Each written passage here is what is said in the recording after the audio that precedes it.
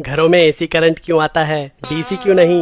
इमरान अपने कजन इरफान के लैपटॉप पे गेम खेलने की जिद कर रहा है। लैपटॉप का एडेप्टर खराब है, नया लेके आता हूँ, उसके बाद खेल लेना। इरफान को गए काफी टाइम हो गया और अब इमरान से रुका नहीं जा रहा। अब नया एडेप्टर लेना ही है तो क्यों ना इस वाले के वायर काट के इसको डायरेक्ट सॉकेट से जोड़ दिया जाए, करंट ही तो चाहिए। इमरान बस स्विच ऑन करने ही वाला था कि तभी इरफान आ गया। अरे भाई, लैपटॉप खराब करेगा क्या? वो एसी नहीं डीसी पे चलता है। अच्छा, तो एडाप्टर का काम एसी को डीसी में कन्वर्ट करना होता है, लेकिन ये बल्ब और पंखा तो बिना एडाप्टर के काम कर रहे हैं। कुछ चीजें जैसे कि लाइट बल्ब और पंखा तो एसी में चल जाते हैं, पर ज्यादातर इलेक्ट्रॉनिक उपकरणों जैसे कि लैपटॉप और टीवी को डीसी ही चाहिए होता है। तो क्या बल्ब और पंखा डीसी पे काम नहीं कर सकते? कर सकते हैं, लेकिन शायद पंखे की मोटर बदलनी पड़ेगी। अरे जब सब कुछ डीसी में काम कर सकता है तो घरों में एसी क्यों आता है? फालतू में एडाप्टर का खर्चा बढ़ गया। एडाप्टर का खर्चा तो बढ़ गया, पर एसी की वजह से काफी बिजली भी बचती है। वो कैसे? इलेक्ट्रिकल पावर जिससे हमारे घर के उपकरण चलते हैं, वोल्टेज और करंट दोनों पे निर्भर करती है, और ये पावर हमारे घरों से दूर पावर प्लांट में बनती है, जहां से फिर ये इन मोटे मोटे तारों से होके आती है। सेम इलेक्ट्रिकल पावर को हाई वोल्टेज लो करंट पे भी ट्रांसफर किया जा सकता है